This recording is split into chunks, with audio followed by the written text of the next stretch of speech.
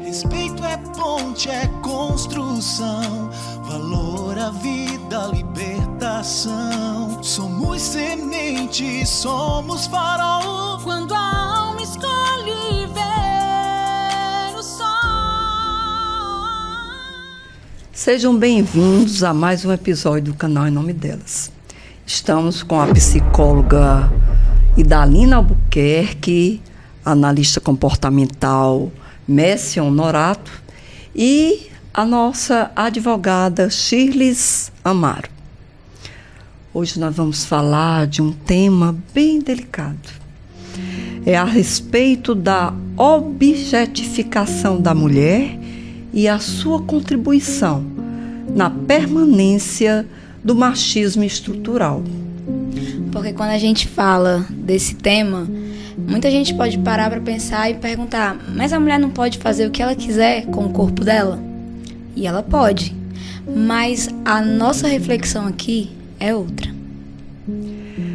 É entender até que ponto essa escolha é livre, ou se, em alguns casos, já vem moldada em um sistema que transforma a mulher em uma ferramenta. Porque durante muito tempo nós somos ensinados de que o homem compra e a mulher atrai.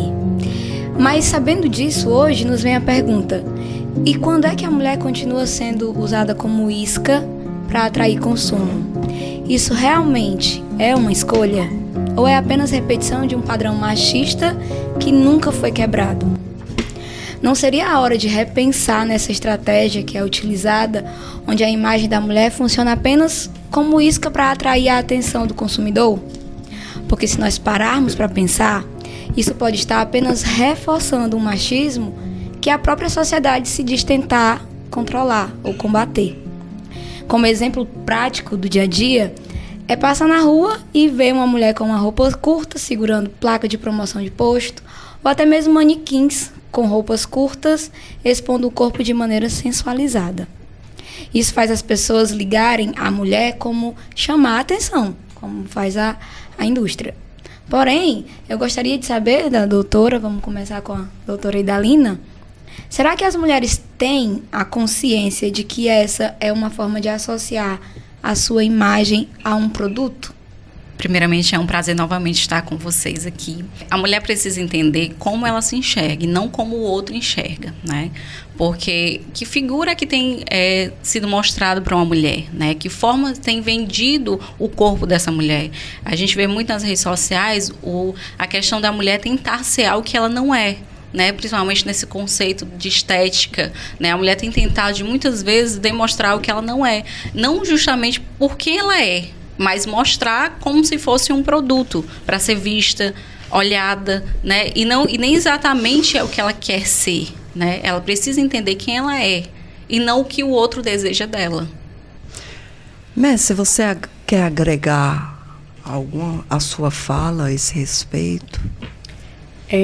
Quando trata desses assuntos, né, que se mal visto, se for visto apenas por cima, pode ser interpretado até de formas que mulheres também venham se sentir ofendidas, mas não é isso. O que nós precisamos falar, eu acredito que existam pilares que sustentam uma falta de visão nítida nossa como mulher. Por quê? Porque o valor feminino está muito ligado à sensualidade e isso não é uma coisa distante, eu acredito que não tenha sido uma coisa distante da realidade de nenhuma de nós sentadas aqui. Porque nós nos arrumamos, nós aprendemos a se vestir voltado para o outro, né? Então, assim, a partir são comportamentos que são gerados em nós e reforçados justamente como a Rafaela, quando abriu, falou, né? É a mulher como um produto, mesmo que inconscientemente isso não seja verbalizado desta forma, e o homem como o consumidor deste produto, né? Então, comportamentos que são gerados até na infância, que são reforçados com dançando, acredito que somos todos da geração do El Chan. Quando dançávamos descendo na boquinha da garrafa, que dançava bem, a gente era muito aplaudida, muito elogiada, e isso pode ter gerado reforços em termos de sensualidade. E, infelizmente, muitas vezes, muitas dessas mulheres podem ter tido comentários positivos, até mesmo da própria família, durante esse tipo de manifestação. Então, aquilo dali pode ir reforçando nela uma visão que eu sou valorizada por isso. E aí, conforme ela vai crescendo e mudou muito, historicamente nós precisamos falar sobre a história, né, de tudo que transcorre sobre a mulher. E historicamente nós temos sempre, desde quando as mulheres foram jogadas na fogueira, chamadas de bruxas, quem eram essas mulheres? Eram mulheres que tinham conhecimentos, eram mulheres que eram atuantes, eram mulheres que queriam manifestar para além da aparência. Né?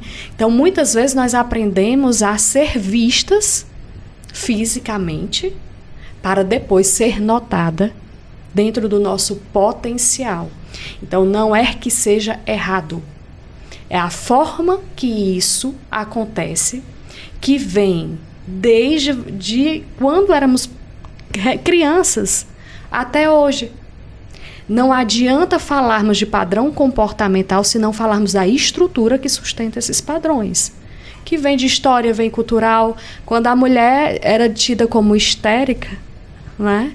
Era porque a mulher estava querendo se expressar, ela estava querendo também se revoltar.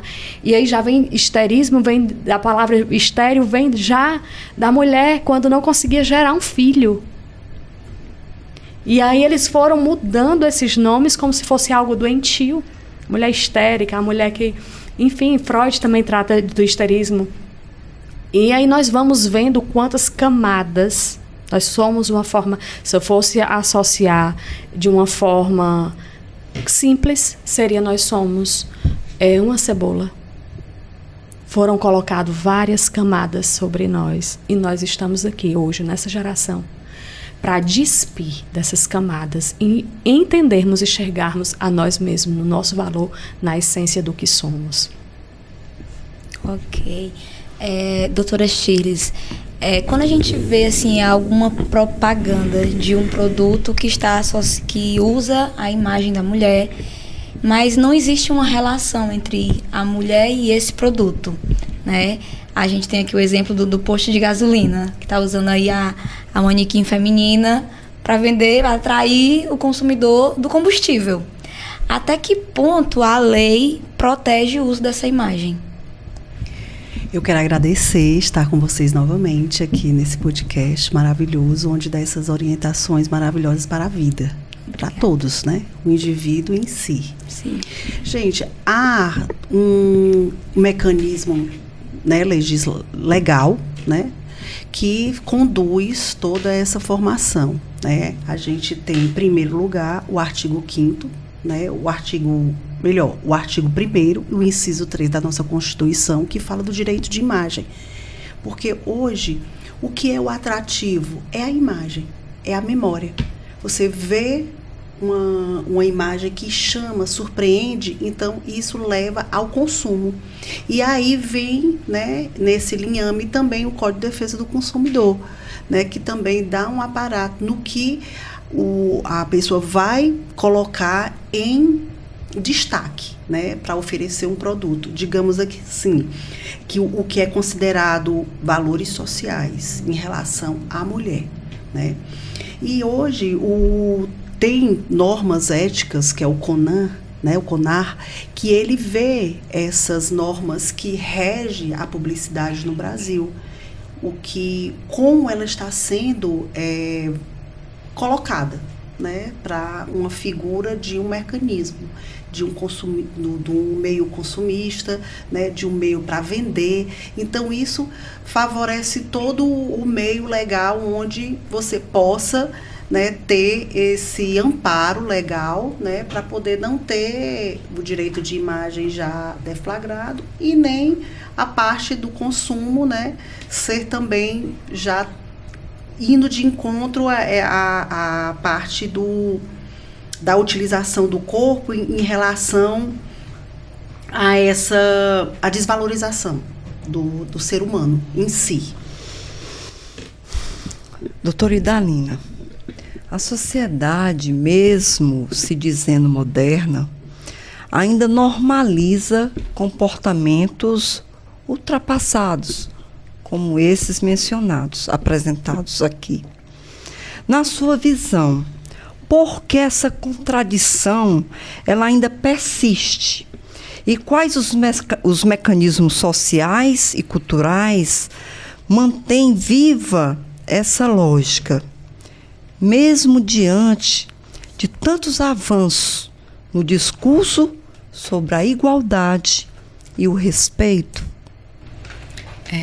Cláudia, quando se fala de respeito, o que significa esse respeito para mim, né? O que seria importante para mim, eu como mulher, né, principalmente ser vista. Como eu quero ser vista, né, como eu tinha comentado anteriormente. É importante a mulher se colocar como papel de mulher mesmo. Como é que ela quer ser vista diante dessa sociedade? Eu quero ser vista como algo titulado, um rótulo, ou eu quero ser vista de outra forma? Durante séculos, a gente como mulher temos lutado pelos nossos direitos. Em que momento eu permito que o olhar do outro me coloque em um local, né? De que forma eu posso me enxergar e posso adquirir esse respeito que eu tanto quero e esse espaço que eu quero tanto adquirir? Então, é importante a mulher, como si mesmo, pensar em todos esses fatores, né? A gente passou anos e anos, mulheres, lutando por o local que nós estamos hoje, em podermos estar onde queremos estar, né? A mulher tem o direito de escolher o que ela quer hoje em dia, como anteriormente não tinha. Antigamente a mulher não poderia sentir nem desejo sexual, né? E hoje em dia, todas as outras coisas ela pode sim. Ela pode decidir se ela quer ter filho, se ela quer formar uma família, o que é importante para ela. Então, é olhar todo esse papel e identificar o que aquele passado influencia na minha vida hoje e futuro, né? Qual é a forma que eu tenho me visto e qual é a forma que eu quero que as pessoas me vejam. É mais ou menos isso, né? Mércia, com todas essas discussões sobre respeito, sobre igualdade, a gente continua vendo os mesmos padrões sendo repetidos, como já foi dito. Mas por que a sociedade ela tem tanta dificuldade de mudar esse tipo de comportamento? Qual é a dificuldade que há em agir de forma diferente? Eu queria falar uma palavra assim que eu acho que vai ser, me permitam, hipocrisia. Não só social, mas hipocrisia acima de tudo sobre nós mulheres. A hipocrisia de uma valorização e um culto ao corpo, não só o seu, mas do outro. Quando você julga a outra por ser feia, por ser bonita, por estar magra, por estar gorda, né? Tudo isso gera uma... A pessoa é somente isso? Será que nós analisamos homens também dessa mesma forma? Então, mas existe por trás de tudo isso pilares que eu acredito que poderia defini-los aqui como 3.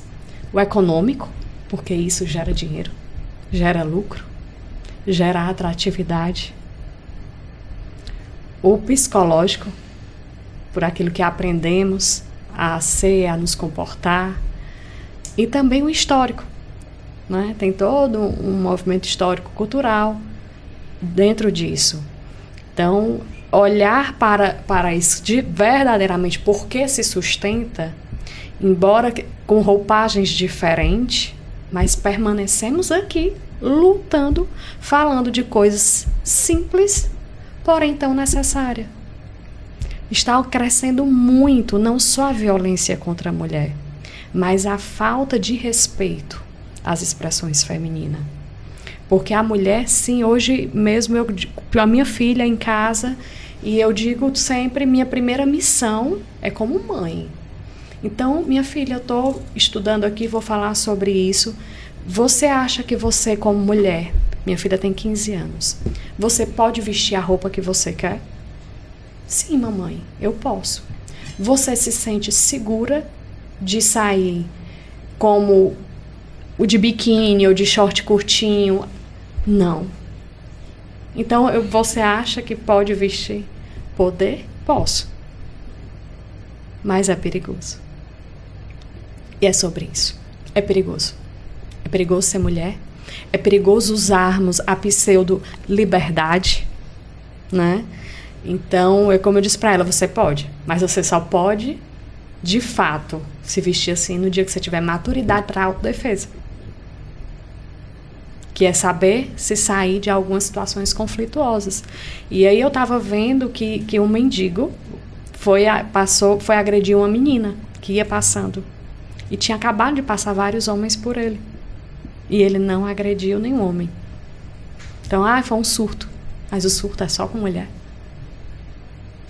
Então, assim, são questões e situações tão comuns de fácil observação, porém nós estamos tão acostumadas a viver refém de tudo isso, que não nos damos conta da gravidade que é um posto de gasolina colocar um apelo sexual desse.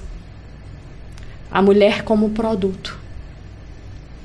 Né? Quantas mulheres altamente competentes que batalharam muito para chegar em cargos em empresas, em outras instituições, que até hoje precisa provar que não foi porque tem um corpo atrativo e um rosto bonito. Quantas mulheres que têm uma competência incrível que passa todos os dias por situações constrangedoras. Infelizmente, assim, a gente tem que falar voltado para a mulher, porque eu já perguntei para um amigo meu, você tem medo de entrar no elevador? Quando você entra no elevador, você pensa em qual posição você vai ficar? Ele disse não. Por quê? Porque quando a mulher entra no elevador, a gente pensa qual a posição eu devo ocupar aqui dentro. Então, é muito estrutural. Não adianta sem falarmos em nós mesmos como mulheres, em relação às outras mulheres, sem falarmos sobre o comércio que é gerado em torno disso. Antes tinha muito mais publicidade, né? Nós víamos um apelo muito maior. Em relação à cerveja, sempre tinha uma mulher com close na bunda da mulher, com o seio da mulher. E o que é isso? Se não comercializar, tornar aquela mulher um produto. Porque uma coisa sou eu como mulher querer sair como eu quiser. Me vestir como eu quero, como eu acho que eu fico bem. Outra coisa é usar minha imagem de uma forma desvirtuosa como um produto, como uma apelação sexual. Doutora Shirles, vamos aqui mencionar uma situação hipotética. Vamos supor que uma empresa ela vai fazer um feirão de vendas. E aí ela decide que suas funcionárias irão usar uma roupa bem sensual.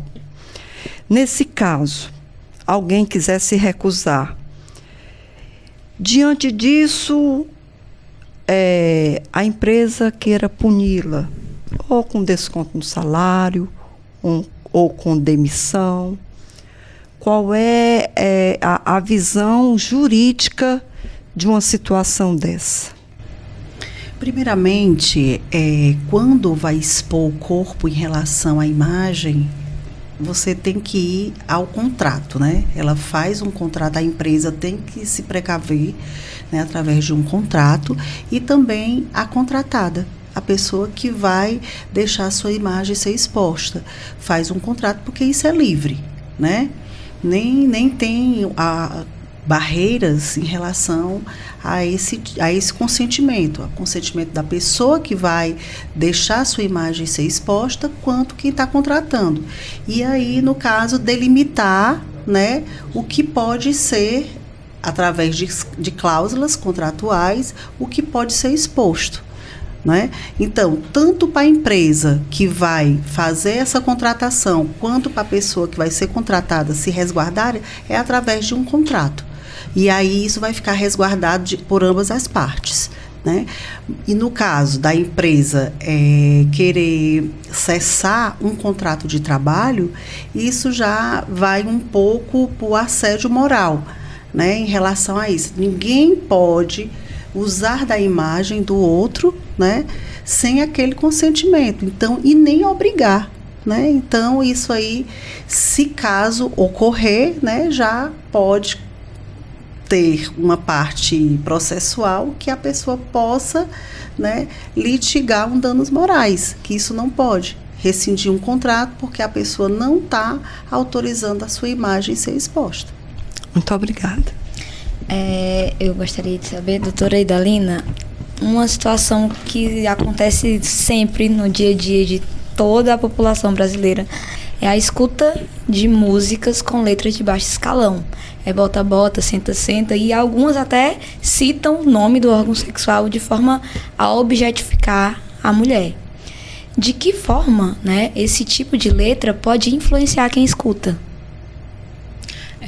De uma forma que venha ver, né, principalmente essa mulher como objeto, né? Porque se você escuta simplesmente como se essa mulher servisse apenas para uma única coisa, né? Normalmente eles se usam como se essa mulher fosse um produto sexual, né? Porque normalmente todas essas músicas estão relacionadas ao ato sexual. Não está relacionado à mulher em si, né? Porque a gente conhece músicas, principalmente, que falam sobre a qualidade de uma mulher, né? Da vida dessa mulher, mas atualmente essas músicas não, elas estão voltadas realmente para um ato sexual, né? E de que forma isso influencia, né? Eu acredito principalmente no contexto masculino, a imagem, né? Sempre, toda vez que ele vai escutar essa música, ele vai imaginar essa mulher de alguma forma, né? Ele vê essa mulher de alguma forma. Ele não vê a mulher como uma mulher bonita, como uma mulher de suas qualidades, não. Ele vê simplesmente a mulher como algo que ele possa usar, né? E eu acho que é dessa forma que essas músicas vêm influenciando, principalmente os jovens, né? Principalmente homens, né? Que a gente vem visto muito, e você percebe que até as mulheres escutam, mas eu acho que elas não param exatamente para pensar o que é que está acontecendo ali, que falas são utilizadas ali, né? O que isso pode trazer de benefício para mim, né? O que isso pode ser bom para mim, porque até que ponto eu sou uma pessoa desejada e até que ponto eu sou uma pessoa usada. Eu percebo dessa forma. Mércia, aquela mulher que diz assim, eu faço o que eu quero, mas vive sendo cobrada a se expor. Ela pode estar sendo influenciada sem ela perceber? Provavelmente sim, né? Se ela faz por estímulos de terceiros, né? Então ela não está consciente de fato, mas que ela diga, eu vou fazer porque eu quero.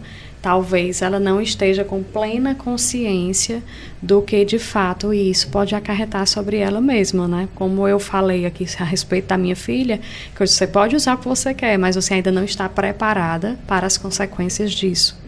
E a gente tem que, felizmente ou infelizmente, falar muito sobre consequências, né? A responsabilidade do ser, de quando eu me coloco, até mesmo aqui, nesse espaço de fala, eu tenho responsabilidade sobre aquilo que eu falo e sobre as consequências que podem vir a mim sobre isso.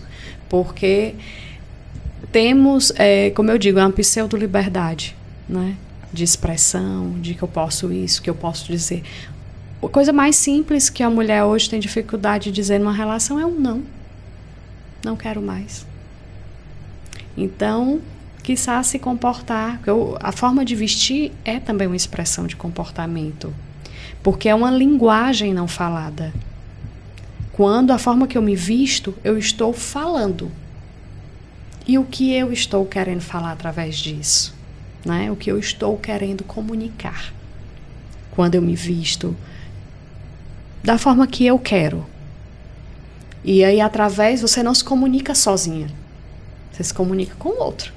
Então, quando eu me visto, que eu saio, eu vou estar me comunicando. O que é que eu vou estar comunicando aos outros através de mim mesma, né? Então, eu acho que falar sobre isso é responsabilidade. É se ver de uma forma responsável. Porque se somos crianças, os nossos pais têm que nos induzir e nos conduzir a isso, né? Hoje, infelizmente, tem uma erotização feminina, sobretudo, muito forte na infância. Os pais são responsáveis por essa forma que essa criança está se vestindo. Por mais que haja os apelos, sim. Antes nós não tínhamos internet, mas já existiam esses apelos sexuais. Hoje está numa escala muito mais acessível, porque nós temos, mas tem também o domínio dos pais sobre si. E quando adulto, nós precisamos ter o domínio de responsabilidade sobre a nossa vida, sobre os riscos que infelizmente nós corremos. E talvez seja o que está faltando para nós mulheres entendermos que de fato pode ser uma ameaça, para que uma possa proteger a outra também. Não criticar, respeitar, né? Porque muito se passa, nós somos em maioria quanto mulheres no mundo. E aonde está essa força nossa? E aonde está essa sororidade feminina que não tem impactado na criação dos nossos filhos? Porque tem surgido aí adolescentes mais revoltados com mulher do que os nossos avós foram. Quem estão criando esses adolescentes? Porque quando eu fecho a minha porta de casa, eu não tenho máscara. Eu sou eu mesma. Então, como é que está saindo a minha criação ali? Minha máscara cai quando minha filha abre a porta e sai de casa. Aí você vê se de fato ela condiz com o tipo de criação que eu dou para ela e que eu falo aqui. Então, eu acredito, quando eu falei hipocrisia, que eu tentei segurar, mas eu acho muito importante e necessário falarmos sobre aquilo que está por trás do parecer ser. Porque hoje a campanha do parecer ser é muito forte, principalmente sobre nós mulheres. E enquanto houve um tempo que fumar era bonito. Os filmes mostravam o cigarro. O homem, a mulher era sensual com o cigarro. Mas isso veio impactando a saúde das pessoas e o governo pesou o bolso. E quando isso aconteceu, foi que houve uma ruptura desse padrão. Vamos começar a falar disso com mais seriedade, mostrar que de fato isso traz risco à saúde, que isso pode causar morte, que isso... Então, quando impactou de novo o financeiro, as campanhas surgiram. Tanto de consciência de familiares que estavam vendo, quanto do governo mesmo para investir nisso e colocar com outra visão de mundo. Talvez o que falte para nós quebrarmos esses padrões e construirmos um novo tipo de comportamento e de visão sobre a sensualidade feminina, que não é errado. Porém, quando utilizado como produto, é sim. Mas nós só podemos falar sobre isso quando de fato vier uma ruptura, quando o governo, quando mulheres, quando instituições sérias, sobretudo de marketing, de mídia, entender que nós não somos um produto. Muito obrigada, Messia. Doutora Shirles, numa sociedade que normaliza tudo isso, ela pode estar facilitando outros tipos de violência? Sim, pode estar. Todas essas músicas que têm essa apologia ao sexo, né, ela pode estar infiltrando, né, a imagem da mulher a uma futura violência contra ela, né, porque já deixa banalizado isso, né, em relação a nós mulheres, a adolescentes, né, a todos de um modo geral. Né, que se utiliza, que gostam, né, que curtem essas músicas. E aí isso dificulta muito até mesmo quem está num ambiente desse, né, que está curtindo e se passar por uma coisa dessa, acontecer uma ocorrência, fica assim muito delimitado, porque está ali curtindo e a pessoa que fez, né, alguma desrespeito contra aquela outra pessoa, não sabe nem o que fazer. Não, tá aqui é porque gosta, né? Então, é uma forma que vulgariza muito, né, devido às músicas. Não estou condenando, mas sabendo quem curte, né, quem vai, é uma forma que causa, assim...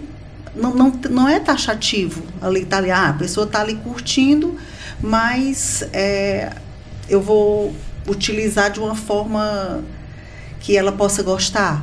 Às vezes a pessoa gosta, mas também não compatibiliza com o ato que o próximo for utilizar, né? Então, é muito relativo, né? Isso aí. Então, eu acredito que quando passarem por essas formas de essas músicas, elas deixam a desejar isso no indivíduo em si, independente se for mulher ou homem, né? Muito obrigada. Messia, e o mercado, as empresas, a mídia, nós podemos dizer que eles também têm responsabilidades nesse tipo de comportamento? Sim, são os reforços, né, que eu já falei aqui sobre o marketing, né, feito por cima das mulheres. Muito tempo o Brasil, né, foi visto como um país de mulatas lindíssimas, sambando, dançando, pegando a imagem dessas mulheres de forma erótica, de forma comercializada, né, comercializando essas imagens. E aí nós tínhamos um turismo sexual muito ativo. O Ceará recentemente está se recuperando e eu já ouvi falar que já existe um retrocesso em relação também ao turismo sexual infantil. Então, há um apelo em relação a isso nas mídias, né? Reforçado por esses tipos de propagandas de comercial, que embora já tenha diminuído, mas ainda permanecem algumas coisas. Em termos de empresa, como eu já falei, tem muitos desafios para mulheres. Sobretudo as mulheres que têm um corpo mais escultural, elas são às vezes usadas, vai ali, tenta convencer aquele cliente, ou vai ali e faz assim, como um atrativo, né? E também com a própria mulher. Eu trabalho com liderança feminina. E o meu desenvolvimento de trabalho é para que a mulher seja líder a partir dela mesma e não a partir daquilo que nós aprendemos a ser olhando para o homem. Que o nosso exemplo de liderança era muito masculino, então a falta de empatia entre mulheres. Um dia eu vi uma moça me falar, olha, mas eu fui de tênis hoje para a empresa porque eu estou no meu período menstrual e aí eu sinto dores nas pernas, tenho muito cansaço. E a minha chefe, a diretora, me chamou e disse, por que você está aqui desse jeito? Ela disse, porque explicou, e ela falou assim, não, mas não é para mulher, não é para andar assim, não. Mas o meu colega está de tênis, do mesmo jeito que eu, e calça jeans. Mas você quer comparar homem, é totalmente diferente. Então, quando nós não tratamos também isso em nós como mulheres, nós replicamos isso de forma muito cruel. Porque às vezes é a dor que está ali se manifestando. Talvez ela tenha lutado tanto, talvez ela também tenha passado por processos tão difíceis que ela olha para outra mulher e acha que você merece também sofrer e eu vou lhe punir. Então, por isso que é importante falarmos também nesse sentido, de trazer clareza para mim como mulher, como eu estou tratando a outra mulher. Dentro de ambientes de empresa, ambientes de instituições, ambiente escolar, como um todo. Não adianta a gente estar, enquanto tudo isso não for alinhado, nós vamos ter o direito, porém nós não vamos poder utilizar desse direito. Muito obrigada pela presença de todas, essa participação que traz tanto esclarecimento. Muito obrigada. E hoje nós apresentamos um chamado à sociedade. Se a imagem da mulher está sendo usada como estratégia de atração para vendas, talvez seja um sinal de que é hora de que as empresas, a mídia, o marketing, repensem, revejam as suas campanhas de marketing, reavaliem suas escolhas, porque cada decisão impacta diretamente a forma como a sociedade enxerga a mulher. E não é sobre vender a qualquer custo, é sobre vender com consciência, com respeito, com ética. A mulher, ela não é uma ferramenta de marketing. Ela não é um recurso visual, uma isca de consumo. Vocês, mulheres, vocês têm o poder de influenciar. Mas esse poder, ele vem com responsabilidade e, sobretudo, com respeito. A mudança, ela começa quando vocês decidem mudar. E a sociedade, ela observa isso. O canal Em Nome Delas é um grito de alerta, é um gesto de amor e um convite à mudança. O canal Em Nome Delas está aqui para escutar você. E para você que chegou aqui, não esqueça de deixar o seu like, de curtir, de comentar e ajudar o algoritmo a levar essa mensagem para mais pessoas que precisam ouvi-la.